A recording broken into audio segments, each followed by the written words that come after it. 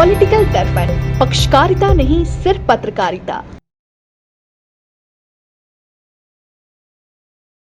केजरीवाल जी अलग लड़ रहे हैं, अखिलेश यादव अलग लड़ रहे हैं, बिहार में अलग लड़ रहे हैं, वाईएसआर अलग लड़ रहे हैं, कांग्रेस अलग लड़ रही है। तो गठबंधन है किस चीज का? आप अपने गठबंधन का क्योंकि एजेंडा तो लेके आइए पब्लिक के सामने।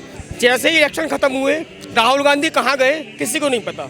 राहुल गांधी को लोग कहते हैं पीएम बनेंगे, तो ऐसे आदमी को आप प्रोजेक्ट कर रहे हैं जो लीडर। ना मंदिरों को तो भूले पड़े हुए थे। ये 2014 के बाद में मोदी जी ने सिखाया कि मंदिर भी कुछ है, सनातन भी कुछ है, हिंदू भी कुछ है, गाय का पेशाब भी कुछ है। समझो सर डीएमके के नेता पहले राम भगवान नहीं थे क्या? ये हमको आके 14 के बाद बताया गया कि भगवान राम भी कुछ हैं। हमको नहीं पता भगवान राम कौन है। ये 14 के बाद पता चला है कि भगवान राम इंडिया में है। 14 से पहले हम लोगों को नहीं पता था कि भगवान राम इंडिया में है। जब इंसान गाय का पेशाब पी सकता है, गोबर खा सकता है, तो कौन सा गंदा काम नहीं कर सकता, कौन सी गलती नहीं कर सकता। और सुनो, 1500 2000 का सिलेंडर लेने के लिए तैयार हो जाए। जहाँ भाजपा को मंगवाया है तैयारी कर लें, खत्म हो गया। नमस्कार, मैं शिवानी शर्मा, आप देख रहे हैं पॉलिटिकल दर्पण। 6 दिसंबर को इंडी गठबंधन की एक मीटिंग होनी थी, यानी कि आज, जिसे पोस्टपोन्ड कर दिया गया है। वजह ये रही है मीटिंग को पोस्टपोन करने की कि जो इंडी गठबंधन के मुख्य नेता हैं, जैसे बात करूं ममता बनर्जी, नीतीश कुमार, अखिलेश यादव, उन्होंने मना कर दिया है मीटिंग में शामिल होने से। तो आज इसी पर होगी चर्चा। देखिए, मेरा सवाल आपसे ये है, अभी इंडी गठबंधन की एक मीटिंग होनी थी 6 दिसंबर को, जो कि पोस्टपोन्ड कर दी गई है। वजह यह है कि उनके जो मेन लीडर्स हैं उन्होंने आने से मना कर दिया है। तो सवाल मेरा ये बन जाता है, क्या गठबंधन टूटने की कगार पर? मैम, गठबंधन तो मेरे हिसाब से वो है ही नहीं। गठबंधन का मतलब होता है जहाँ पे मन मिले। केजरीवाल जी अलग लड़ रहे हैं, अखिलेश यादव अलग लड़ रहे हैं, बिहार में अलग लड़ रहे हैं, वाईएसआर अलग लड़ रहे हैं, कांग्रेस अलग लड़ रही है। तो गठबंधन है किस चीज़ का? एक किसी आप ये कहें कि हमें मोदी को हराने के लिए गठबंधन करना है, तो वो गठबंधन नहीं है। आप अपने गठबंधन का क्योंकि एजेंडा तो लेके आइए पब्लिक के सामने कि आप क्या करेंगे। जब आप ही जब इकट्ठे नहीं हैं, तो फिर गठबंधन किस चीज़ का? ये गठबंधन देश हित में नहीं हो रहा है, मोदी जी को हराने के लिए हो रहा है। बस इस गठबंधन का देश से कोई मतलब ही नहीं है।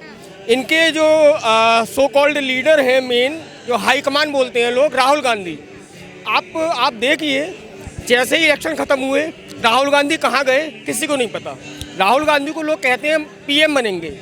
जब से मोदी जी किसी भी सत्ता में आए हैं, चाहे वो गुजरात से सही, वो कहाँ हैं पूरे देश के एक एक नागरिक को पता रहता है।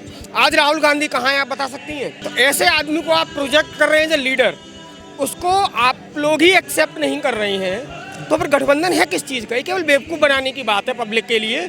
बस इनका ये रहता है कि इस तरीके से हम प्रोजेक्ट करेंगे खुद को, तो जो माइनॉरिटीज़ हैं, मतलब मुस्लिम हैं, वो हमें वोट दे देंगे और उससे हम जीत जाएंगे।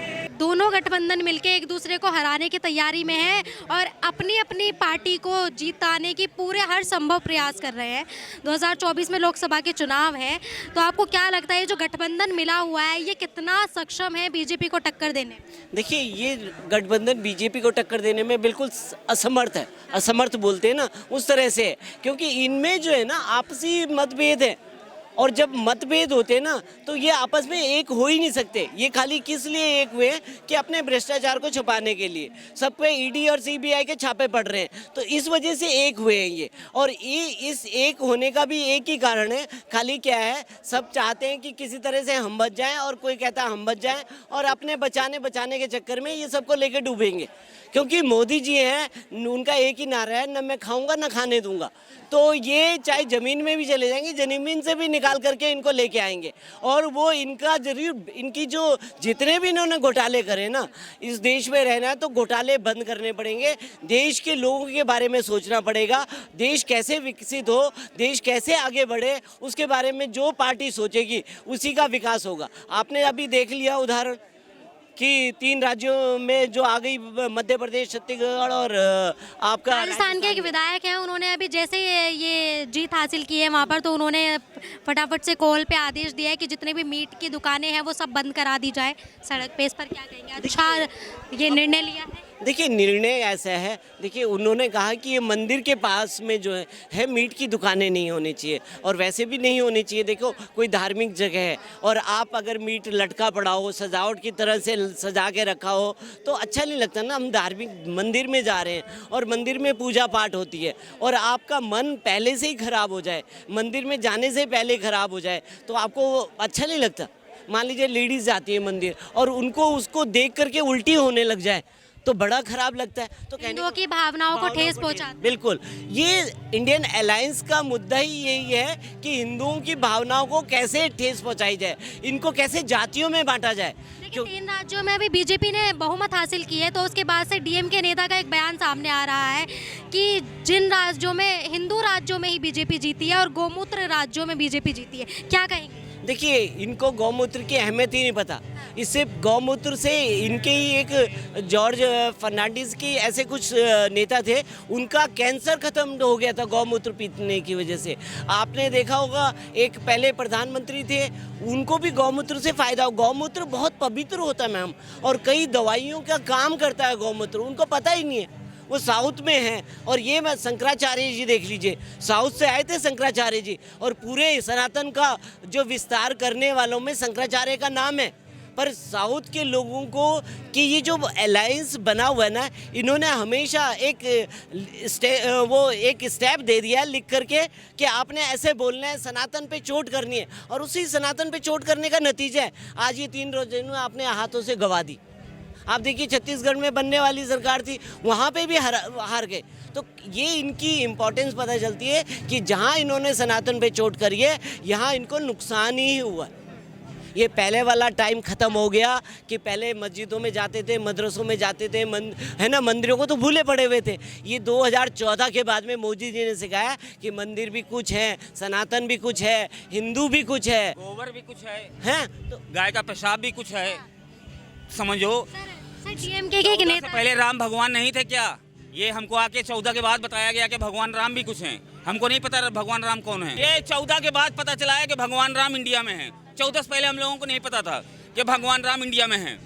14 के बाद इंट्रोडक्शन किया गया कि भगवान राम है, मंदिर है, ये सब सवाल सुनिए सर, सवाल सुनिए। अभी डीएमके नेता का एक, अभी देखिए 5 राज्यों में विधानसभा के चुनाव खत्म हुए, 3 राज्यों में बीजेपी ने अपनी सत्ता जमाने में सफल रही है और बहुमत हासिल की है। तो इसके बाद से सवाल सुनिए, डीएमके नेता का एक बयान आया, उनका कहना है कि हिंदू राज्यों में बीजेपी जीती है, गोमूत्र राज्य में बीजेपी जीती है। इस तरह की बयानबाजी हो रही है। इस पर मेरे 2 जवाब है। पहला चीज़ है ईवीएम से जुड़ा हुआ, और दूसरा चीज़ मेरी ये बात है कि जो लोग कमल का बटन वही लोग दबा सकते हैं। जब इंसान गाय का पेशाब पी सकता है, गोबर खा सकता है, तो कौन सा गंदा काम नहीं कर सकता, कौन सी गलती नहीं कर सकता। और सुनो, 1500-2000 का सिलेंडर लेने के लिए तैयार हो जाए, जहाँ भाजपा को मंगवाया है तैयारी कर लें, खत्म हो गया। एक गठबंधन, देखिए मैडम, गठबंधन वर्ड भी जो है ना इनके लिए गलत है। ये जो डर से जो एक बनता है ना, उसको कहते हैं नाजायज संबंध।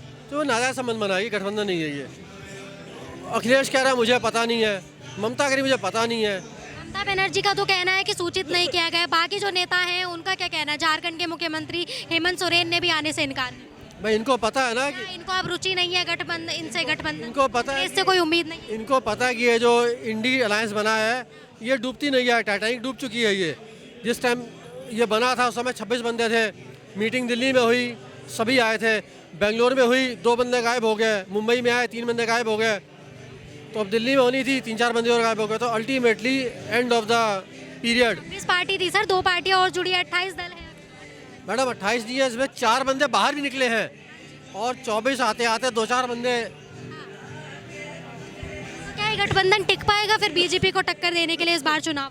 नो वेज, कोई चक्कर नहीं है, दूर दूर तक इनका ही नहीं है। मैंने कहा ना नाजायज संबंध है ये। किसकी लहर आने वाली है 2024? हाँ जी, किसकी लहर आने वाली है इस बार 2024? लहर चल रही है, वही लहर दोबारा आएगी, सॉरी, इसमें कोई तो नहीं। मैडम देखिए ना, आप जो 26 बंदों की बात कर रहे हैं, इनके पास कोई पीएम फेस नहीं है। अगर इनके 1% से ज़्यादा बोल रहा हूँ मैं, अगर 0.% में ये चुनाव जीत जाते हैं तो 2-2 महीने के लिए पीएम बनेंगे क्या, या दोबारा चुनाव करेंगे, कौन पीएम बने? Thank you so much sir, time दे। लोगों के विचार आपने सुने, आपकी इस पर क्या राय है? कमेंट सेक्शन के माध्यम से हमसे साझा कीजिएगा, और तब तक के लिए देखते रहिएगा पॉलिटिकल दर्पण।